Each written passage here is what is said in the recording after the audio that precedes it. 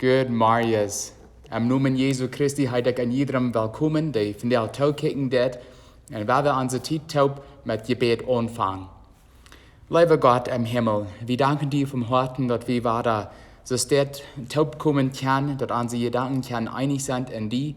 Ich danke dir Gott, dass wir einander haben, dass wir als Familie Gottes die taub anbeten können und auch taub dienen können. Ich bete Gott für von der Marius, dass du weiter zu uns reden wirst, dass du weiter Segnungen oder große Segnungen für uns haben wirst. Gott, wir denken auch an all die, was unsere Krankheiten leiden tun, was nu im Moment nicht gut fallen tun, Gott, dass du die heilen wirst und helfen wirst, nur die im vollkommenen Willen. Ich danke dir auch, Gott, dass ich die dienen kann, und wir beten für all die, was noch weit offen die sind, dass noch viele Menschen würden die annehmen können und die auch dienen können.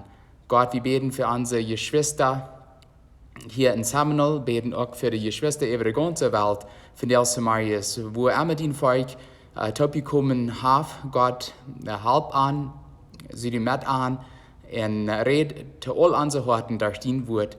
Wir danken dir, Gott, dass wir die dienen können und dass du in unserem Mad was sein. Wir beten dir in deinem Namen. Amen. Von der Marius, wo wir ein Aufschnitt aus Gottes Wort taub studieren, der wir in Apostelgeschichte Kapitel 11 fingen down. Und das sind die Verse 19 bis 26, die wir lesen wollen und mit Gottes Hilfe auch studieren wollen. So, weil wir unsere Bibeln aufmachen, und ich lese aus Apostelgeschichte Kapitel 11 von Vers 19 bis 26. Der Überschrift heißt das Evangelium bei den Heiden in Antiochien. Apostelgeschichte 11, Vers 19. Die aber zerstreut waren wegen der Trübsal, die sich über Stephanus erhoben hatte, gingen umher bis nach Phönizien und Zypern und Antiochien und redeten das Wort zu niemand als allein zu den Juden.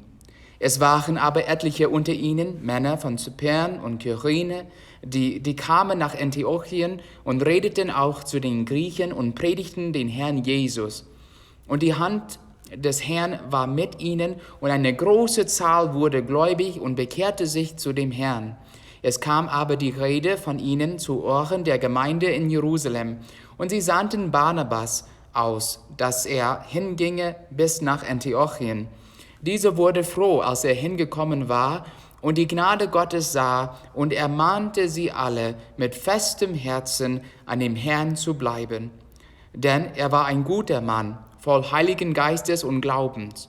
Und es wurde dem Herrn eine große Menge hinzugetan. Barnabas aber zog nach Tarsus, Saulus zu suchen. Und als er ihn fand, führte er ihn nach Antiochien, und es geschah, dass sie ein ganzes Jahr in der Gemeinde zusammenkamen und viele lernten. Es wurden die Jünger zuerst in Antiochien Christen genannt. Mit Gottes Hilfe, weil wir diese Verse taub betrachten. Zwei sind der drei. Betrachteten wir ein Kind Gottes vom Neuen Testament mit Namen Tabitha. Tabitha war eine Jüngerin Jesu, die Decken und auch Kleider für die Arme und Wertfrühes mög. Sie war keine Evangelisten oder berühmte Prediger, aber sie leiht Gott arbeitet Krieg durch, wo sie war. Sie sah die Gelegenheiten Raum an, wo sie Menschen halten können. Und sie brauchte auch ihre gottgegebene Gaben, um Glauben, Hoffnung und Leben zu verbreiten. Das deut sie, was sie starb. Und wie es Gott so wunderbar brücken können, wie Gott vom Tod ab. Und wir losen auch in Gottes Wort, dass aus Tabitha tot wir, dann stünden die Wertfrühes am Petrus, hielten in weisen Arm die ferne Daing und auch Kleider, die sie gemerkt hat, als sie nach bei an gewas wir. Diese Wertfrühes luften Tabitha, als sie tot wir, aber dann wieder zu Lot. War wie, als Kinder Gottes von der und da, von den Jüngern in Joppe lehren, dort wie füreinander mehr dankbar waren. Wir sollen nicht so lange warten, um einander zu danken für die Arbeit, die für den Herrn getan wird. Wir sollen, wo wir können, einander proben abzubauen, zu ermutigen. zu wiesen, wo dankbar wir sind, dass wir einander haben und wo wir einander so sehr schätzen tun. Und von der, wo wir diesen Gedanken tiefer betrachten, indem wir ein nie-testamentliches Kind Gottes siegen wollen, dort ein Gottes Wort als Ermutiger oder Mauttauschsprecher beschrieben wird. Weiß jemand, von wem ich rede? Von Barnabas. In unserem Studium über Apostelgeschichte habe ich wenigstens 2 Mal von Barnabas gelesen. Dort erste Mal wir in Apostelgeschichte Kapitel 4, wo wir losen, wo die nie-testamentlichen Kinder Gottes wahrlich wir einander zu halten. Besonders die arme Geschwister. Viele damals waren ausgeschlossen, wenn sie dort Christentum annehmen, und die hatten sehr wenig. Also die wurden mit mehr hatten, die wären wahrlich ihre Sachen zu verkaufen oder Wasser von ihren Sachen zu verkaufen, um die arme Geschwister zu halten. Gottes Wort sagt, du wirst keiner dem dort an irgendwo fehlen deit, wie es wer lohnt oder Hiese hat, verkauft dort und bracht dort Geld, was heute für gekriegt hat, und übergäuft der Apostel dort. Die deilten dort nur uit, als ein jedem dort fehlt. Und dann in den Verse 36 und 37 von Apostelgeschichte Kapitel 4, du so sagt Gottes Wort ans, und Josef, der von der Apostel auch Barnabas genannt wird. Dort meint einer, der dort reisten der, ein Levit, der von Zypern stammt, hat lohnt und verkauft dort und kam und übergäuft der Apostel dort Geld. So, das wies uns dort, dieser Josef oder Barnabas von Anfang an bei den Aposteln wir, und dort heißt eine sehr gute christliche Beispiel wir. Das zweite Mal, wo wir von Barnabas lesen deuten wir in Apostelgeschichte Kapitel 9. Saul hat sich kurz bekehrt oder bleibt in Damaskus. Manche glauben, dass er sogar für 3 Jahre in Damaskus geblieben ist, wo er an ihren Schellen von Jesus Christus predigen deit. Aber dann in Apostelgeschichte Kapitel 9, Verse 26 und 27, Apostelgeschichte 9, 26 und 27 sagt, dass als Saul nach Jerusalem kam, dann prüft er mit den Jüngern taub zu kommen, aber an wir Angst vor ihm. Und glaubten nicht, dass er wirklich ein Jünger war. Der Apostel, die Christen in Jerusalem, die hatten Angst von Saul. Und dann sagt Gottes Wort ans, über Barnabas, nahm an, und brach an, nicht der Apostel, und seht an, wo Saul hingewiesen den Herrn gesehen, und mit ihm geredet hat, und wo er in Damaskus furchtlos in Jesus seinen Namen gepredigt hat. Dort wir Barnabas, der Saul glauben deit, in unseren Städten deit, als die andere Angst vor ihm hatten, und ihm nicht glauben wollen. Und mit diesen beiden Beispielen aus Barnabas' Leben am Sinn, werden wir treten an unserem Anleitungstext von der blicken in Gottes Wort forschen. Ich lese für uns weiter die Verse 19 bis 21. Die sich durch die Verfolgung, die über Stephanus kam, verstreut hatten, wären so weit aus Phönizien, Zypern und Antiochia gekommen, aber predigten dort Wort das keinem aus den Juden. Du wären mang an, über einige Männer von Zypern und Kyren, die aus in Antiochia kamen, auch zu den Griechen reden deuten und predigten den dort Evangelium vom Herrn Jesus. Und den Herrn seine Kraft geholt, wir mit an, und ein Großteil Menschen glaubten und bekehrten sich zum Herrn. Und das ist wenigstens dort 3. Mal, dort wie in der Apostelgeschichte gelesen haben, von wo Gott die Verfolgung in Jerusalem hat könnt brücken, um Gottes Wort, um das Evangelium zu verbreiten. An Kapitel 8, Apostelgeschichte Kapitel 8, los wie, wo die Verfolgung Christen über ganz Judäa und auch Samaria verstreut haben. Die verstreut werden, sagt Gottes Wort, die gingen alle Wegen und die predigten dort Wort. Das würden sie nicht getan haben, wenn sie nicht verfolgt wären. Die wollen in Jerusalem bleiben. Die Kinder Gottes, die Christen, die wollen taub bleiben in Jerusalem. Aber dann kam die große Verfolgung. Und die waren verstreut. Und die gingen dann ganz über Judäa und Samaria und predigten dort Wort.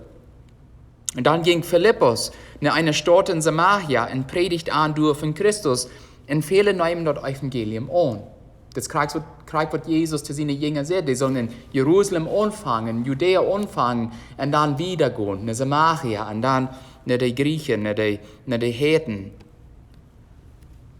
Und da wir nicht Saul verjährten, der selbst mal ein Verfolger war von Christen. Er fängt Jesus und er nimmt Jesus an. Und dann in Apostelgeschichte Kapitel 11, Vers 19 los wie, wo die sich durch die Verfolgung, die über Stephanus kam, verstreut wurden, wären so weit aus Phönizien, Zypern und Antiochia gekommen und predigten dort Wort Gottes durch und viele nehmen dort an.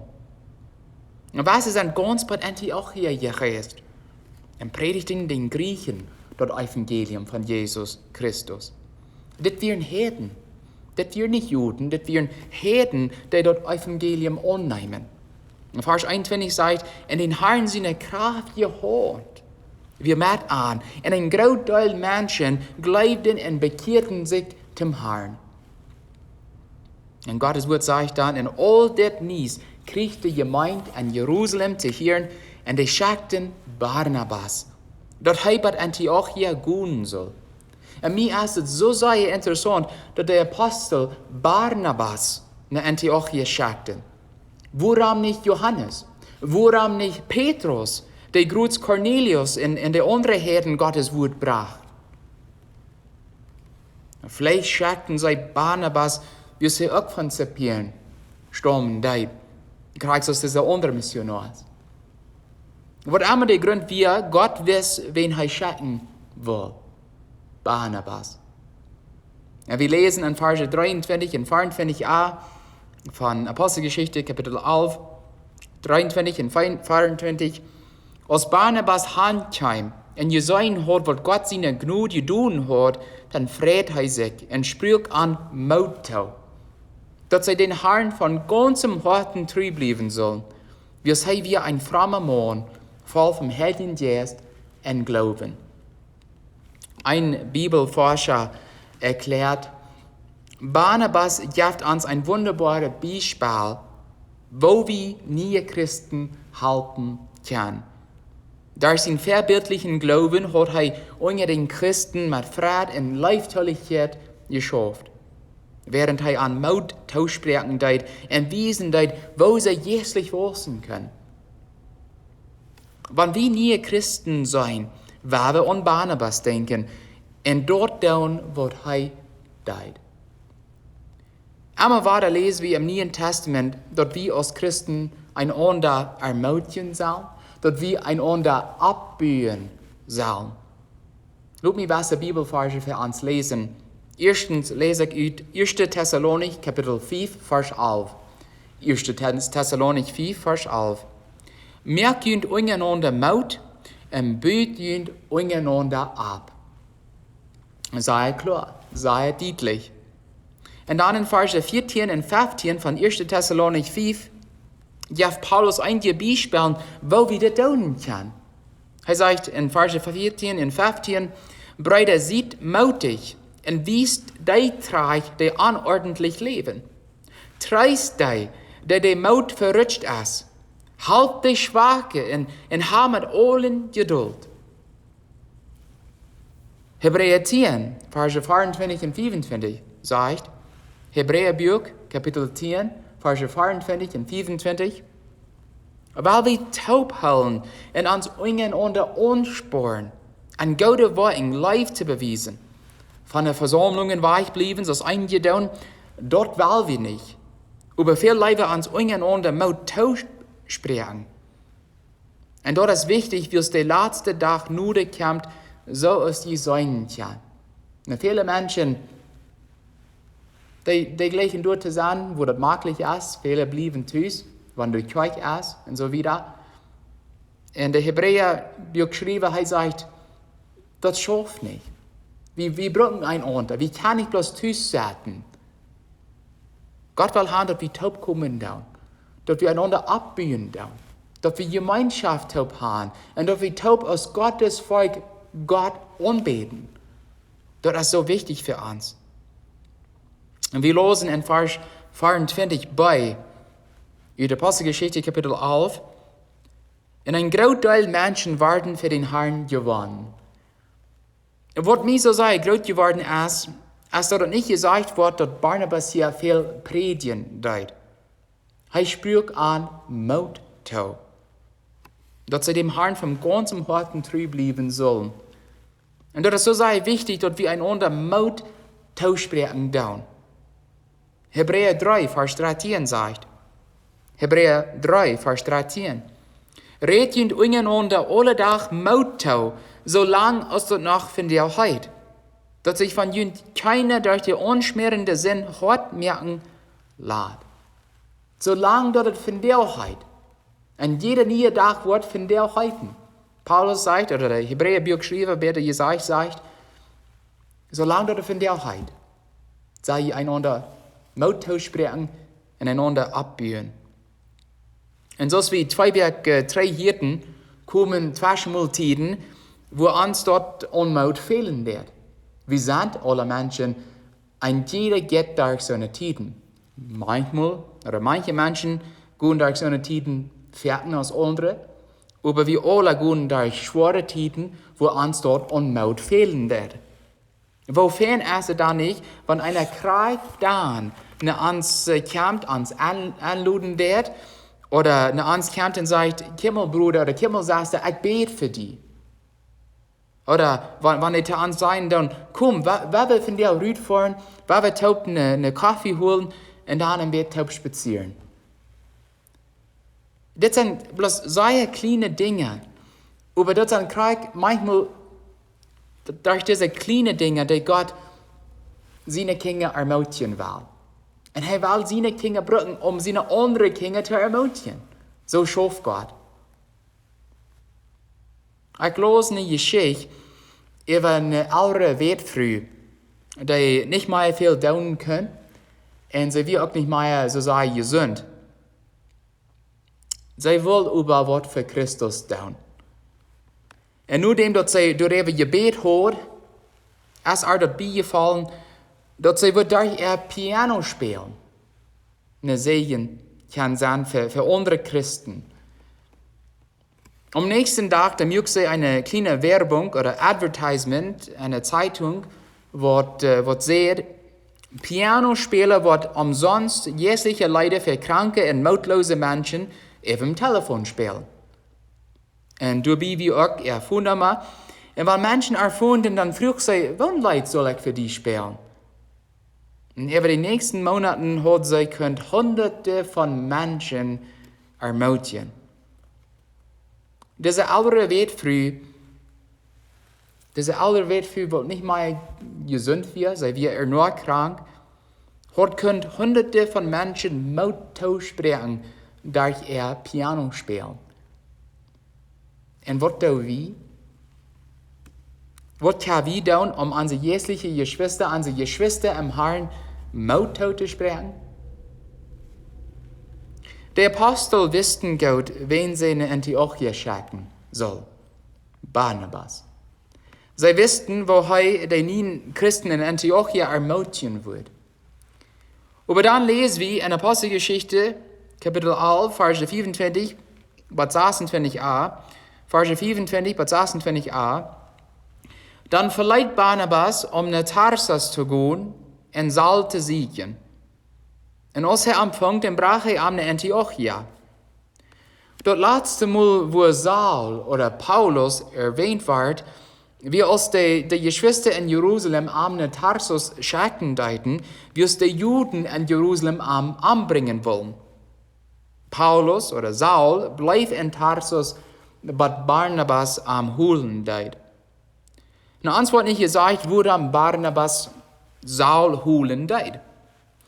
Und ich nehme an, dass die Arbeit in Antiochia zu viel für Barnabas geworden ist. Er könnte bloß nicht alles allein tun. Am hat halb gefehlt. Und vielleicht will Tarsus dichter bei wir aus Jerusalem, zu wo Barnabas dann wir in Antiochia, daher war ich dann bloß nach Tarsus gehen, und es steht ganz drei bei Jerusalem. Barnabas wird nicht so stolz, um eine halbe Frau. Und wir losen, wo er ein frommer Mann war, voll vom Heiligen Geist im Glauben. Und dort wir wahrscheinlich der Heilige Geist, der Barnabas wiesen deed, dat hij Saul holen soll.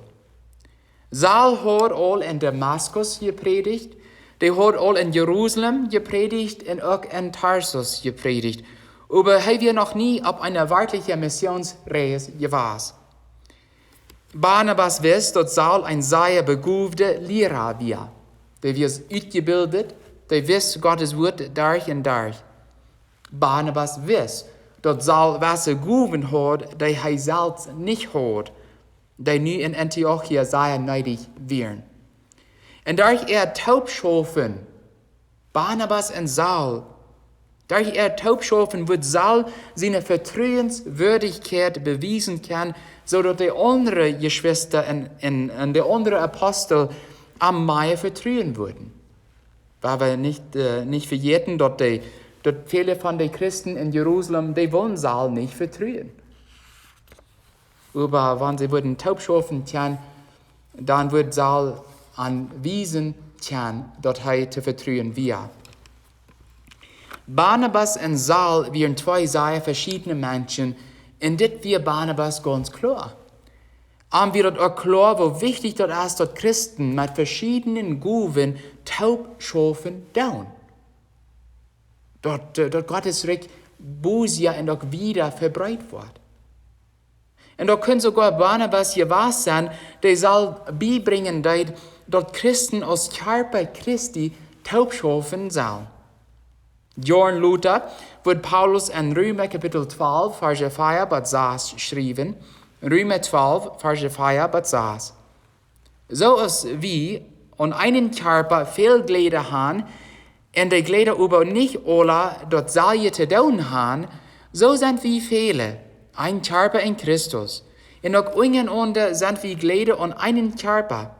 Und wir unsere Gaben sich nur unterscheiden, aus uns genug geschenken ist, weil wir die ein jeder nur brauchen. Wir sind, gemäß Gottes Wort, ein Körper in Christus. Wir schaffen taub. Uns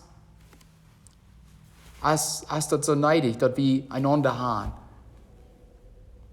Und deswegen ist es so wichtig, dass wir uns untereinander abbiegen dürfen. Dass wir uns untereinander Mut aussprechen dürfen. Wir brauchen einander. Das ist es dort. Wir sind verschieden. Barnabas hat andere Gaben als Saul hat. Und über taub holen sie können viel mehr für Gott tun. Wenn sie verschiedene Gaben haben, und wir sie einig werden. Die werden einig in Christus. Und die haben ihre Gaben gebraucht, einander zu helfen, und diese neue Christen zu helfen, Gottes Wort besser zu verstehen und ihr Christentum besser auszuleben. Apostelgeschichte 11, Vers 26 sagt, Barnabas und Paulus bleiben ein ganzes Jahr bei der Gemeinde in Antiochia und lehrten viele Menschen. Und dann sagt Gottes Wort, die Jünger waren dort erste in Antiochia Christen genannt. Und vor dem waren viele von diesen neuen Bekehrten bloß Juden genannt. Die waren Juden, die Gott dienten durch Christus. Aber hier waren die Christen genannt. Was ist ein Christ? Ein Christ ist ein Nachfolger Christi. Ich weiß in Englisch das Wort Christian bedeutet, eine kleine Christ zu sein. Diese werden Christen genannt. Und diese letzte Wort sind sehr wichtige Wort für uns. Durch Barnabas' Leben sei wie was eine echte Christ ist. Er verkauft seine Sachen und gibt dort Geld den Apostel, damit die armen Geschwister genug haben. Dass sie Kleider haben, eine Stadt haben, wo sie schlupen können. Dass sie Eten genug haben. Er hat nicht Angst, Saal zu vertrauen und zu glauben und zu unterstützen, als kein anderer am Glauben will. Er kam nach Antiochia mit einem großen, offenen Hort für die neuen Christen durch. Das wären nicht Judenchristen, das wären Hedenchristen. Und damals gab es nicht sehr viele Hedenchristen. Wir lesen von Cornelius und seine Freunde und seiner Familie. Und dann lesen wir von diesen Herden, die Gott annehmen. Und obwohl die Herden Christen wären, hat er eine große Hart für dich. Und er weist an seine Leife an. Er spricht an Mut zu, dass sie dem Herrn vom ganzen Herzen treu bleiben sollen. Und aus am der klar wir, dort am halbfehlen Tag, ging er nicht in Jerusalem, er ging nach Tarsus. Du wirst er, wie einer, der am halten kann. Saul. Er wisst, dass Saul Guven hat, der in Antiochia neidig wird. Guven hat, der er nicht selbst hat. Und ich glaube, wenn wir als Kinder Gottes Barnabas' Beispiel nur kommen würden, dann würden die meisten Menschen fort sein können, dort wir Christen sind. Weil wir nicht verjährten, dort werden die Geschwister, die Jünger Barnabas lehren deuten,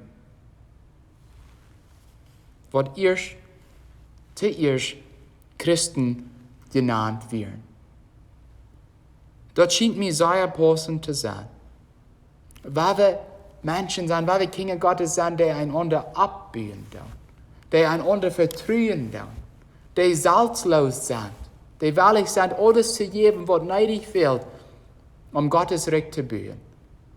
So deut Barnabas. Und wir können von Barnabas lernen, weil wir so eine Christen sind, als Barnabas wir. Die unter am gelehrt wurden, die wären die Ersten, was Christen genannt werden. Sei wie Christen von dir? Lebe so ein Leben, aus Barnabas Zeit?